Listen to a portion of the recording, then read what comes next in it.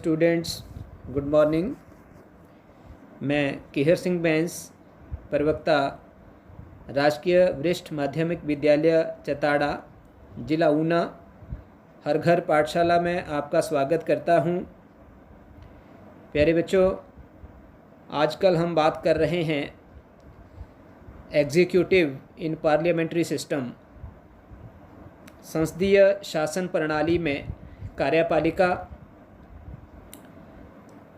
पहले हमने बात की है केंद्रीय कार्यपालिका के बारे में। आज हम बात करेंगे राज्य स्तर की कार्यपालिका के बारे में।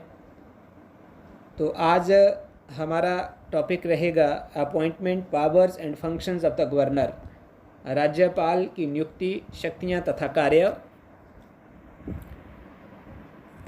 हम जानते हैं कि हमारे भारत में संघीय शासन व्यवस्था होने के कारण हमें दोहरी शासन व्यवस्था यहाँ पर दिखाई देती है। दोहरी शासन व्यवस्था का अभिप्राय यह है कि हमें दो सरकारें देखने को मिलती हैं, एक केंद्रीय सरकार और दूसरी हर राज्य की अपनी अलग सरकार।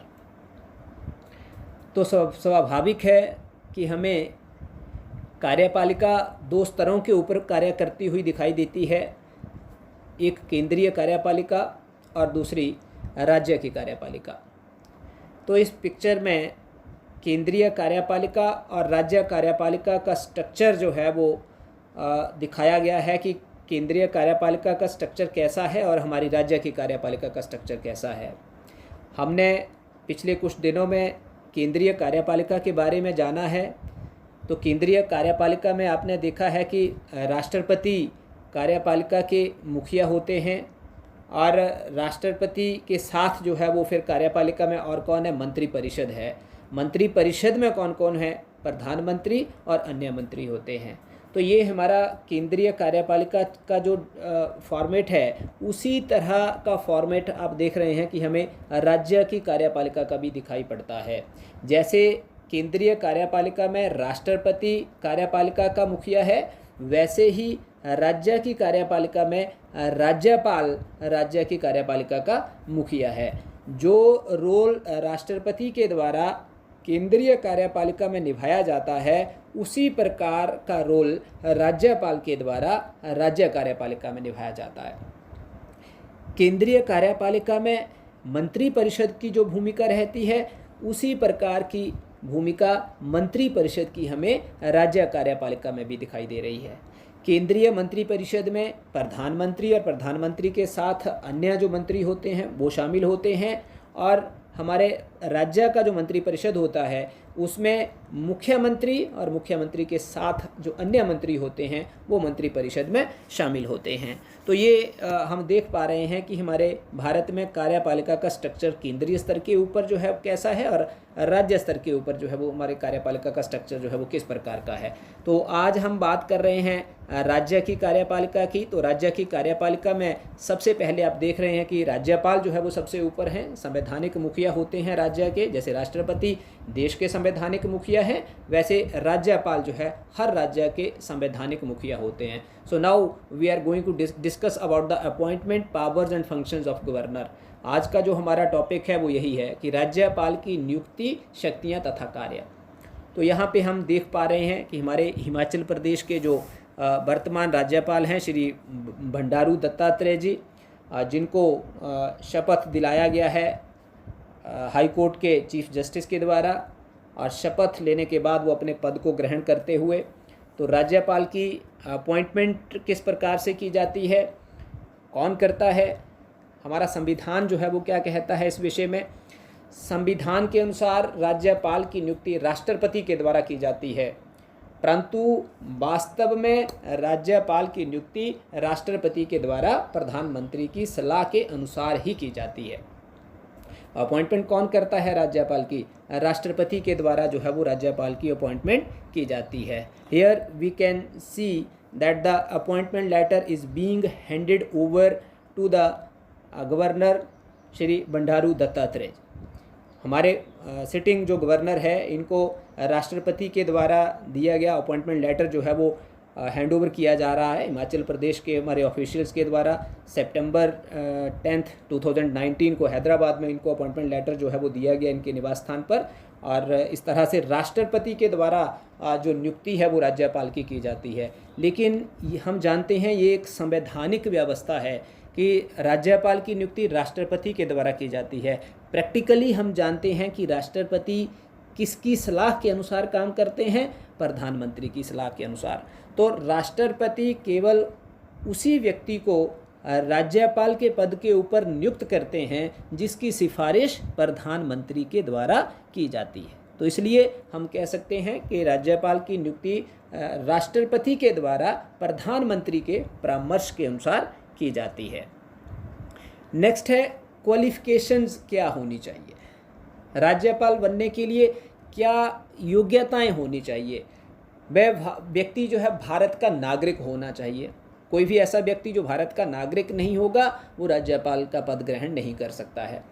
राज्यपाल बनने के लिए एज कम से कम 35 वर्ष होनी चाहिए। 35 वर्ष से कम आयु वाले किसी व्यक्ति को राज्यपाल नहीं बनाया जा सकता है। इसके अलावा क्या संसद या विधानमंडल के सदस्य अर्थात हमारे जो एमपी या एमएलए होते हैं क्या वो भी राज्यपाल बनाए जा सकते हैं? यस, उनको भी राज्यपाल बनाया जा सकता है। संसद या विधानमंडल के सदस्यों को भी राज्यपाल बनाया जा सकता है, लेकिन राज्यपाल का पद ग्रहण करने के पश्चात उनका विधानमंडल वाला पद जो है वो खाली समझा जाएगा। अर्थात राज्यपाल बनने के बाद फिर वो अपने एमपी या एमएलए के पद के ऊपर नहीं रह सकते हैं, उन्हें उस पद से रिज़ाइन करना पड़ता है। ठीक है, तो नेक्स्ट है टेन्योर कितना होता है, कार्यकाल कितना है? What is the tenure of the governor? राज्यपाल का सामान्य जो कार्यकाल होता है वो 5 वर्ष होता है। 5 वर्ष के लिए राज्यपाल की नियुक्ति की जाती है, परंतु हमारे संविधान में ये कहा गया है कि राज्यपाल राष्ट्रपति की इच्छा के अनुसार ही अपने पद पर बना रह सकता है, कि जब तक राष्ट्रपति चाहेंगे तब तक वो अपने पद पर रह सकते हैं।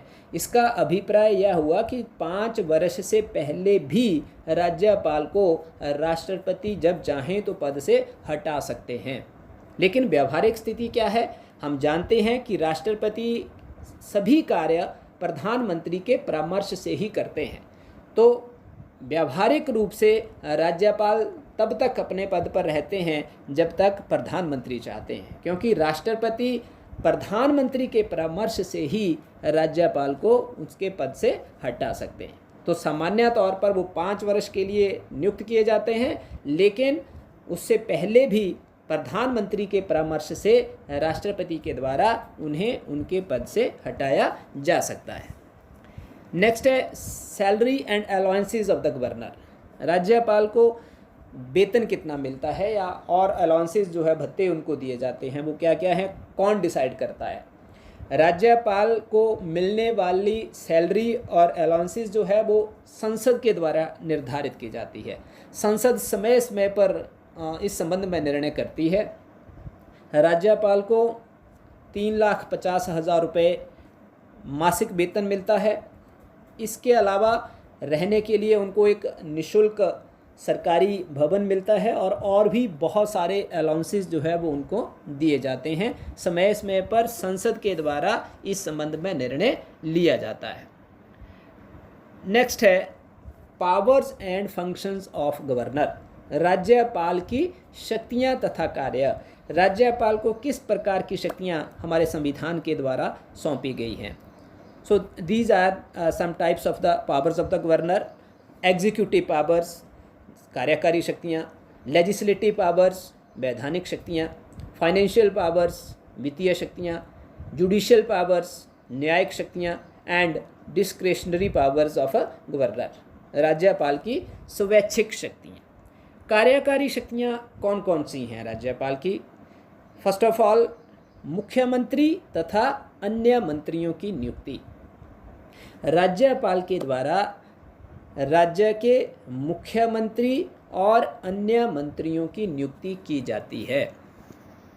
जब भी जनरल इलेक्शन होता है आम चुनावों के बाद, विधानसभा के आम चुनावों के बाद जब परिणाम घोषित कर दिए जाते हैं तो उन परिणामों की घोषणा के बाद राज्यपाल मुख्यमंत्री की नियुक्ति करते हैं और फिर मुख्यमंत्री की सलाह से अन्य मंत्रियों की नियुक्ति राज्यपाल के द्वारा की जाती है।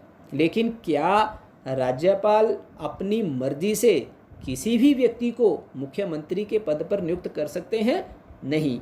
राज्यपाल अपनी इच्छा के अनुसार किसी व्यक्ति को मुख्यमंत्री के पद पर नियुक्त नहीं कर सकते हैं।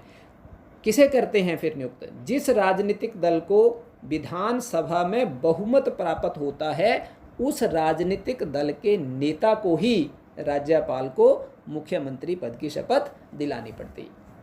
तो इस तरह से हम कह सकते हैं कि राज्यपाल मुख्यमंत्री की नियुक्ति करते हैं और मुख्यमंत्री की सलाह से अन्य मंत्रियों की नियुक्ति राज्यपाल के द्वारा की जाती है।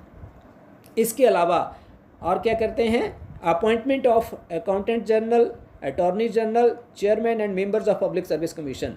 राज्य के जितने बड़े बड़े पद होते हैं, जो हाई पोस्ट हैं, जो उच्च पद हैं, उन पदों के ऊपर नियुक्तियां राज्यपाल के द्वारा की जाती हैं। कौन कौन से पद हैं? जैसे महालेखाकार है, अकाउंटेंट जनरल है, महान्यायवादी है, वाइस चांसलर ऑफ यूनिवर्सिटीज़ हैं, हमारे लोक सेवा अध्यक्ष, पब्लिक सर्विस कमीशन जिसको हम बोलते हैं, पब्लिक सर्विस कमीशन के जो अध्यक्ष और मेंबर्स होते हैं, इन सभी उच्च पदों के ऊपर नियुक्तियां किसके द्वारा की जाती हैं? राज्यपाल के द्वारा।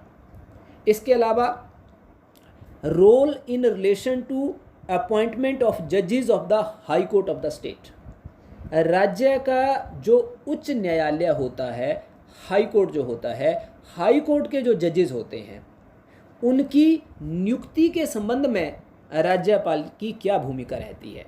यहाँ पे मैं ये शब्द बोल रहा हूँ कि राज्यपाल की क्या भूमिका रहती है। राज्यपाल उनकी नियुक्ति नहीं करते हैं लेकिन उनका रोल अवश्य रहता है। तो क्या रोल रहता है कि हाई कोर्ट के जो जजेस होते हैं उनकी नियुक्ति कौन करता है? राष्ट्रपति के द्वारा। लेकिन राष्ट्रपति संबंधित राज्य के राज्यपाल की सलाह अवश्य लेते हैं। जब वो उच्च न्यायालय के न्यायाधीशों की नियुक्ति करते हैं तो फिर वो राज्यपाल का परामर्श अवश्य लेते हैं। तो कहने का मतलब कि राज्य में उच्च न्यायालय के न्यायाधीशों की नियुक्ति करते समय राष्ट्रपति राज्यपाल का परामर्श अवश्य लेते हैं।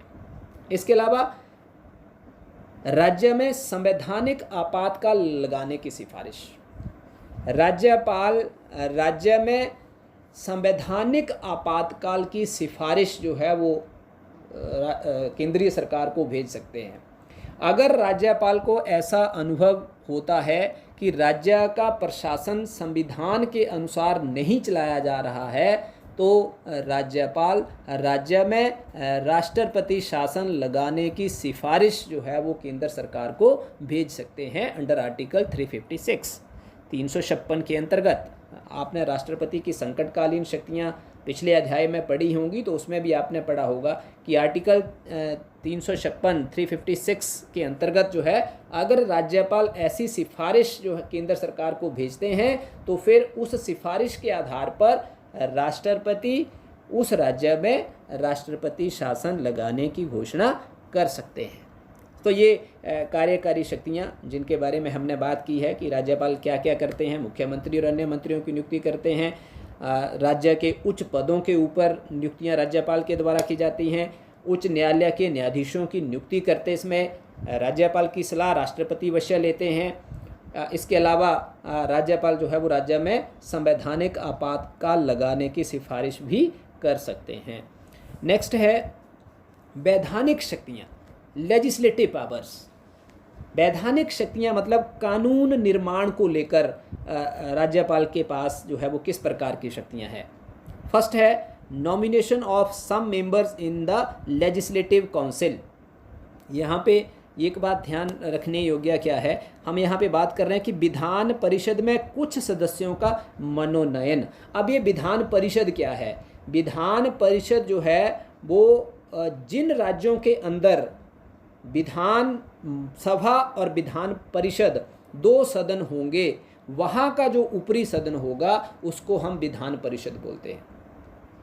राज्य का जो विधानमंडल है, अगर वहाँ पर 2 सदन हैं, निम्न सदन विधानसभा होता है और उच्च सदन विधान परिषद होता है। जैसे हमारी केंद्रीय विधानपालिका के 2 सदन हैं, लोकसभा और राज्यसभा, वैसे हमारे भारत में भी कुछ राज्य ऐसे हैं, 6 स्टेट्स ऐसी हैं जहां पर 2 सदनीय विधानपालिका है राज्यों के अंदर।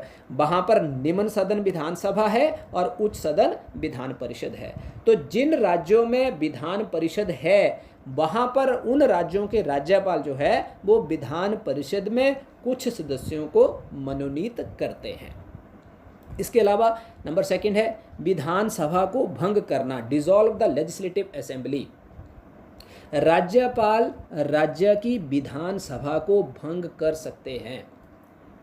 कब कर सकते हैं, किन परिस्थितियों में कर सकते हैं? जैसे सपोज जब आम चुनाव होता है, विधानसभा के जब चुनाव होते हैं, चुनावों के बाद जब जो रिजल्ट निकलते हैं, तो अगर ऐसी परिस्थितियां पैदा हो जाती हैं कि किसी भी राजनीतिक दल को स्पष्ट बहुमत प्राप्त नहीं हुआ और कोई भी राजनीतिक दल सरकार बनाने की स्थिति में नहीं है, तो ऐसे में राज्यपाल जो है वो विधानसभा को भंग कर सकते हैं। इसके अलावा आपने पीछे भी पढ़ा कि जब आर्टिकल 356 लगाने की बात आती है कि अगर राज्यपाल ये महसूस करते हैं, उनको ऐसा विश्वास हो जाता है कि राज्य में संविधान का उल्लंघन किया जा रहा है और राज्य का शासन संविधान के अनुसार नहीं चलाया जा रहा है, तो ऐसे में राज्यपाल विधानसभा को भंग करने की सिफारिश जो है वो कर सकते हैं। इसके अलावा अगर राज्यपाल को ऐसा लगता है कि जो गठबंधन सरकार अगर कोई काम कर रही है वो अल्पमत में आ गई है, उसने अपना विश्वास खो दिया है और दूसरा कोई भी दल उस स्थिति में है नहीं कि वो सरकार बना सके, तो ऐसी स्थिति में भी राज्यपाल जो है वो विधानसभा को भंग कर सकते हैं। ठीक है। और नंबर 3 था कि एंग्लो इंडियन समुदाय के एक सदस्य को विधानसभा में मनोनीत करना।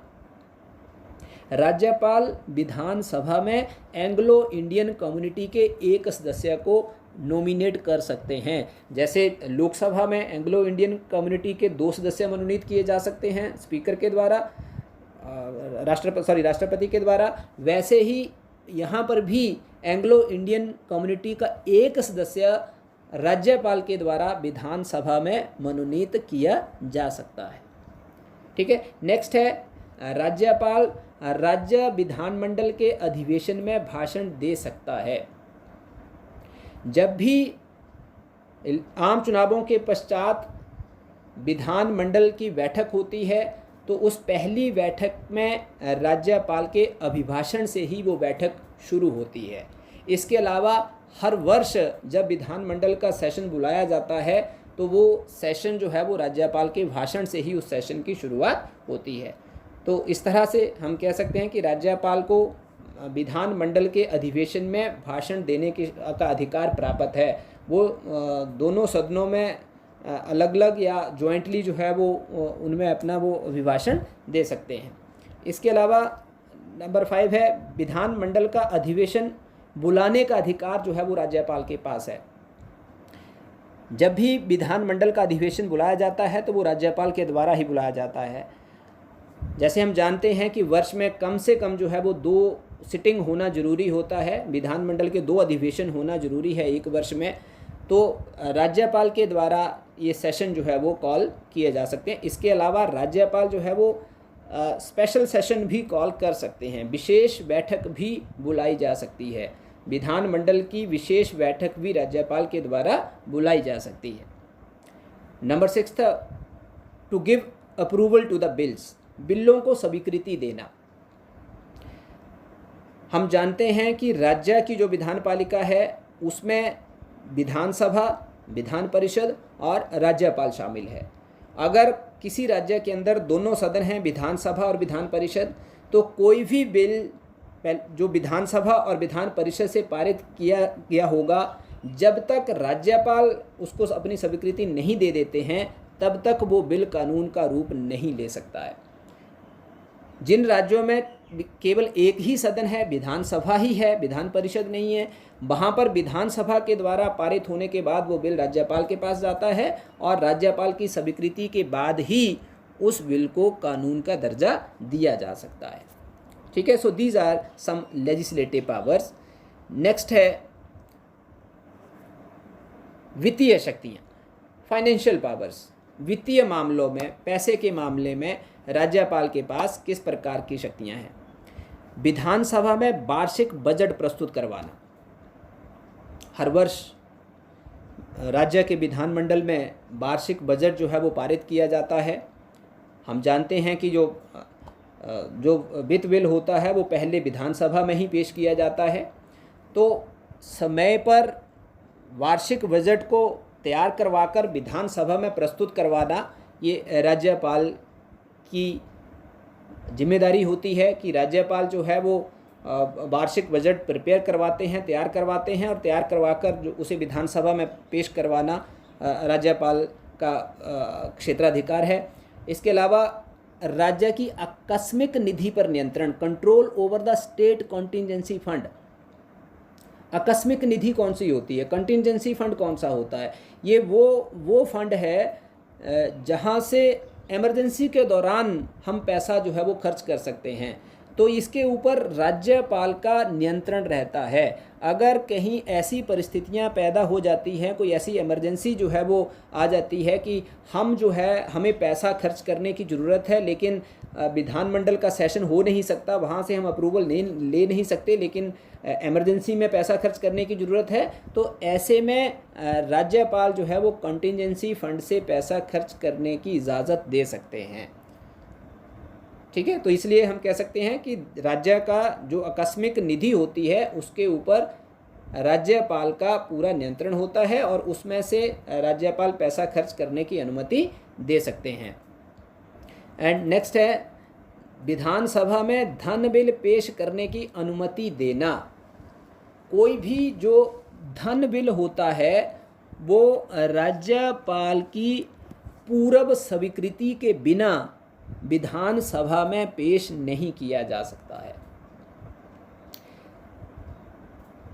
कोई भी धन बिल सीधा विधानसभा में पेश नहीं किया जा सकता, पहले उसके ऊपर राज्यपाल की अप्रूवल लेनी पड़ती है, राज्यपाल की स्वीकृति लेनी पड़ती है। राज्यपाल की स्वीकृति लेने के पश्चात ही उस धन बिल को विधानसभा में प्रस्तुत किया जा सकता है। जो साधारण बिल होते हैं वो सीधे विधानसभा में प्रस्तुत किए जा सकते हैं, लेकिन जो मनी बिल होता है, जो धन बिल होता है, उसके ऊपर पहले राज्यपाल की स्वीकृति लेनी पड़ती है, फिर हम उसे विधानसभा में पेश कर सकते हैं। फिर विधानसभा से पारित होने के बाद दोबारा वो राज्यपाल के पास जाता है। इसके अलावा हर 5 साल के बाद वित्त आयोग का गठन, फाइनेंस कमीशन को कॉन्स्टिट्यूट करने का अधिकार जो है वो राज्यपाल के पास है। हर 5 वर्ष के पश्चात राज्यपाल वित्त आयोग का गठन करते हैं। ये वित्त आयोग जो है वो हमारी जो लोकल बॉडीज़ जो होती हैं, जो पंचायतें हैं या शहरों में जो हमारी नगर पालिकाएँ हैं, उनकी जो फाइनेंशियल कंडीशंस है, उनकी जो वित्तीय स्थिति है, उसकी समीक्षा करने के लिए ये वित्त आयोग का गठन किया जाता है। वित्त आयोग जो है इन संस्थाओं को वित्तीय सहायता देने के संबंध में रिपोर्ट तैयार करके राज्यपाल को सौंपते हैं कि किस प्रकार से इनको स्ट्रेंथन किया जा सकता है और किस प्रकार से इनको जो है वो हम धन मुहैया करवा सकते हैं, किस प्रकार से टैक्सेस को जो है वो हम उनको रिव्यू कर सकते हैं, पैसा जनरेट कर सकते हैं। तो इस तरीके से जो सिफारिशें जो होती हैं वित्त आयोग की, वो सिफारिशें तैयार करके जो रिपोर्ट जो है वो राज्यपाल को सौंपी जाती है। सो ये वित्तीय शक्तियां हैं कि हर वर्ष जो है वो वार्षिक बजट विधानसभा में पेश करवाना राज्यपाल का कार्य है। राज्यपाल की अनुमति के बिना विधानसभा में कोई भी धन बिल पेश नहीं किया जा सकता है। राज्य की आकस्मिक निधि पर राज्यपाल का पूरा नियंत्रण होता है और राज्यपाल हर 5 साल के पश्चात वित्त आयोग का गठन करता है। नेक्स्ट है judicial powers of the governor. राज्यपाल के पास कुछ न्यायिक शक्तियां भी हैं। कौन कौन सी हैं? किसी अपराधी के दंड को क्षमा करना, कम करना या स्थगित करना। राज्यपाल न्यायालय के द्वारा दंडित किए गए अपराधियों के दंड को क्षमा कर सकते हैं या उस दंड को कम कर सकते हैं या उस दंड को स्थगित कर सकते हैं। राष्ट्रपति की शक्तियों में भी हमने पढ़ा है कि राष्ट्रपति किस प्रकार से अगर सर्वोच्च न्यायालय के द्वारा भी किसी व्यक्ति को कोई दंड दिया जाता है तो उसके बाद भी एक चांस जो है वो रहता है किसके पास, राष्ट्रपति के पास जो है वो फिर क्षमा याचना, दया याचना जो है वो भेजी जा सकती है, मर्सी पिटीशन जो है वो राष्ट्रपति के पास भेजी जा सकती है। तो जैसे राष्ट्रपति भी अपराधियों को जो दंड दिया जाता है उनको क्षमा करते हैं, वैसे राज्यपाल के पास भी जो है वो कुछ अधिकार है। लेकिन दोनों में एक डिफरेंस है कि राज्यपाल डेथ सेंटेंस को पार्डन नहीं कर सकते, राज्यपाल मृत्यु दंड को क्षमा नहीं कर सकते हैं, जबकि राष्ट्रपति मृत्यु दंड को भी क्षमा कर सकते हैं। लेकिन राज्यपाल जो है अपराधी के दंड को, सामान्य दंड को क्षमा कर सकते हैं, कम कर सकते हैं या उसको स्थगित कर सकते हैं, लेकिन मृत्यु दंड को क्षमा राज्यपाल नहीं कर सकते हैं। नेक्स्ट है कि राज्यपाल जो है वो केवल उन अपराधियों के दंड को ही क्षमा कर सकते हैं जिनको राज्य के कानून का उल्लंघन करने के कारण दंड दिया गया हो। किसी राज्य के कानून का वायलेशन करने के कारण अगर किसी व्यक्ति को दंडित किया गया है तो केवल उस मामले में ही राज्यपाल जो है वो उन अपराधियों के दंड को क्षमा कर सकते हैं। ठीक है, नेक्स्ट है राज्यपाल उच्च न्यायालय के न्यायाधीशों की, उच्च न्यायालय के नीचे के न्यायाधीशों की नियुक्ति करते हैं। उच्च न्यायालय के नीचे के न्यायाधीश मतलब हमारे हाई कोर्ट से जो निचली अदालतें होती हैं, डिस्ट्रिक्ट कोर्ट्स जो होते हैं, जिला की जो अदालतें होती हैं, जिला के जो न्यायालय होते हैं, तो जिला के न्यायालयों के जो जजेस होते हैं उनकी अपॉइंटमेंट जो है वो राज्यपाल के द्वारा की जाती है। हाई कोर्ट के जो जजेस होते हैं उसके संबंध में हमने पढ़ा है कि जो हाई कोर्ट के जो जजेस होते हैं उस संबंध में राष्ट्रपति राज्यपाल की सलाह लेते हैं। नियुक्ति कौन करता है? राष्ट्रपति करता है। हाई कोर्ट के जो जजेस होते हैं उनकी नियुक्ति राष्ट्रपति के द्वारा की जाती है, लेकिन राष्ट्रपति राज्यपाल की सलाह लेते हैं। लेकिन जो हाई कोर्ट से निचली जो अदालतें हैं, कहने का मतलब जो जिला अदालतें होती हैं, जो डिस्ट्रिक्ट कोर्ट्स होते हैं, डिस्ट्रिक्ट कोर्ट्स के जो जजेस होते हैं उनकी अपॉइंटमेंट, उनकी प्रमोशन से रिलेटेड जो नियम कानून होते हैं वो राज्यपाल के द्वारा ही बनाए जाते हैं। इनकी नियुक्ति हाई कोर्ट की सलाह से जो है वो राज्यपाल के द्वारा की जाती है। ठीक है, so these are the judicial powers कि कैसे राज्यपाल, जिसकी हमने बात की कि राज्यपाल जो है वो किसी अपराधी के दंड को क्षमा कर सकता है, कम कर सकता है, उसको स्थगित कर सकता है, और राज्यपाल उच्च न्यायालय के नीचे के न्यायालयों के न्यायाधीशों की नियुक्ति करते हैं। नेक्स्ट है डिस्क्रेशनरी पावर्स। राज्यपाल के पास कुछ स्वैच्छिक शक्तियां भी है, क्योंकि हम बात करते हैं कि राज्यपाल जो है वो मुख्यमंत्री के परामर्श से ही अपनी शक्तियों का प्रयोग करते हैं। जैसे हमने पढ़ा है कि राष्ट्रपति जो है वो प्रधानमंत्री के सलाह से ही अपनी शक्तियों का प्रयोग करते हैं, वैसे राज्यपाल मुख्यमंत्री के परामर्श से ही अपनी शक्तियों का प्रयोग करते हैं। लेकिन कुछ शक्तियां राज्यपाल के पास ऐसी हैं जहां पर वो अपने विवेक का इस्तेमाल कर सकते हैं, जहां पर वो अपनी बुद्धि के अनुसार जो है वो निर्णय कई बार जो है वो लेते हैं। कि कौन कौन सी ऐसी परिस्थितियां हैं, कहाँ कहाँ वो अपने विवेक का प्रयोग कर सकते हैं। He can recommend presidents rule in the state, वह राज्य में राष्ट्रपति शासन की सिफारिश कर सकते हैं। अंडर आर्टिकल 356 मैंने आपको पहले भी कहा कि अगर राज्यपाल को ऐसा अनुभव होता है कि राज्य की जो सरकार है वो संविधान का उल्लंघन कर रही है, राज्य का शासन संविधान के अनुसार नहीं चलाया जा रहा है, राज्य में लॉ एंड ऑर्डर की स्थिति जो है वो बहुत खराब है, ऐसी परिस्थिति में राज्यपाल केंद्रीय सरकार को उस राज्य में राष्ट्रपति शासन लगाने की सिफारिश जो है वो भेज सकते हैं। ठीक है, इसके अलावा जब किसी भी पार्टी को स्पष्ट बहुमत नहीं मिलता है तो राज्यपाल अपने विवेक के अनुसार किसी व्यक्ति को मुख्यमंत्री नियुक्त कर सकते हैं। मैंने पहले भी कहा कि मुख्यमंत्री की नियुक्ति राज्यपाल के द्वारा की जाती है, लेकिन राज्यपाल अपनी इच्छा से किसी भी व्यक्ति को मुख्यमंत्री नहीं बना सकते। कब नहीं बना सकते?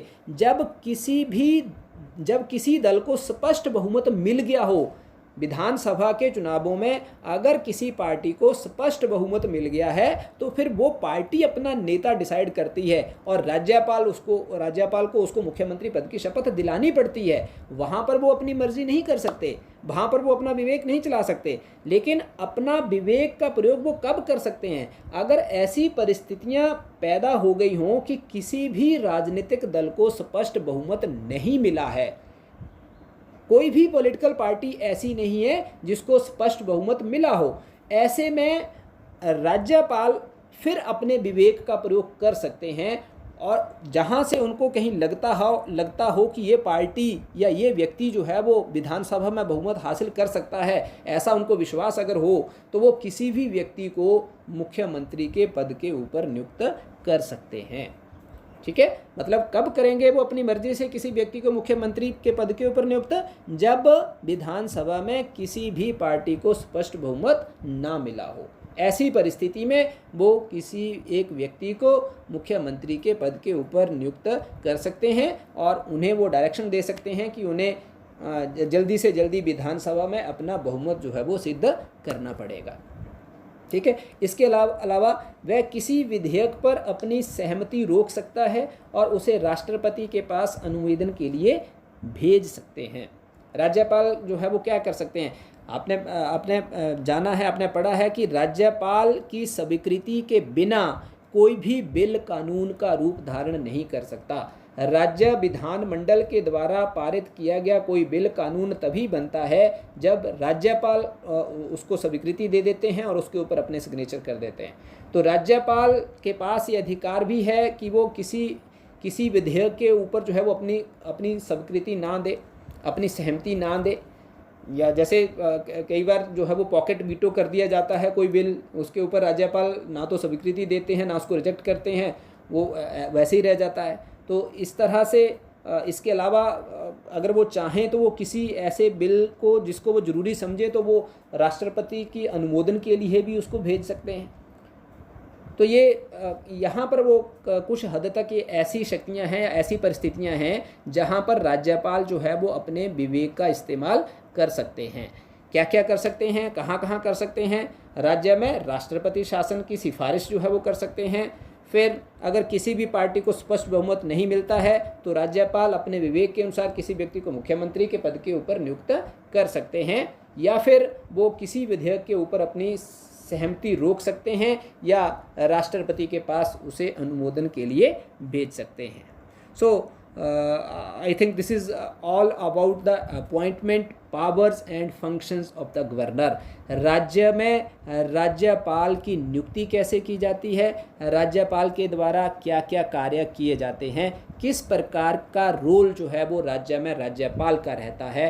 राज्य के संवैधानिक मुखिया होने के कारण राज्यपाल की वही स्थिति होती है, वही भूमिका रहती है जो राष्ट्रपति की भूमिका देश में रहती है। जिस प्रकार से राष्ट्रपति देश के संवैधानिक मुखिया हैं और संवैधानिक मुखिया होने के कारण संवैधानिक रूप से तो सारी शक्तियाँ उनके पास रहती हैं, लेकिन व्यवहारिक रूप से वो उनका प्रयोग करते नहीं हैं, उसी प्रकार से राज्य के राज्यपाल के पास भी संवैधानिक रूप से तो सारी शक्तियां उनके पास रहती हैं, लेकिन व्यवहारिक रूप से वो स्वयं अपनी उन शक्तियों का प्रयोग करते नहीं हैं और उनकी शक्तियों का प्रयोग मुख्यमंत्री के नेतृत्व में मंत्रिमंडल के द्वारा किया जाता है। So this is all about the appointment powers and functions of the governor. तो आई होप आपको वीडियो पसंद आया होगा, अच्छा लगा होगा और उम्मीद करता हूँ आपके लिए हेल्पफुल होगा। Thank you, have a nice day.